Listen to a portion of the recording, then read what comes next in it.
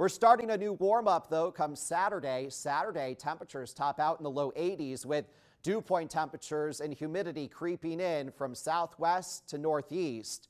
Those dew point readings near 60 degrees by the end of Saturday, but it's a juicy atmosphere for the overnight into early Sunday morning with a fast-moving disturbance moving in, and it's going to provide us with a severe weather threat, a marginal to slight risk for severe storms Saturday night, and then a marginal risk for severe storms very early Sunday morning. So 2 different rounds of severe weather to worry about late Saturday and then again early Sunday. So during the day Saturday, you're good to go. That is until we get to the late afternoon and early evening. That's our first round of active weather that moves in. Some isolated strong to severe storms will be likely with damaging winds, heavy rain, and also a flash flood threat. But this overnight Saturday into early Sunday may wake you up from the Champlain Valley down to the Upper Valley.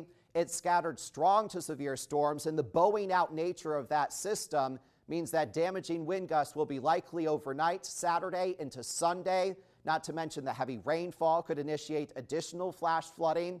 Rainfall totals 1 to 2+ inches from the Champlain Valley down to the Upper Valley, southern Vermont, extreme southern Vermont, it's up to a ½ inch of rainfall. By the end of Sunday, we're drying out, and by early next week, it's sweltering with temperatures in the mid-90s, feeling more like the low 100s.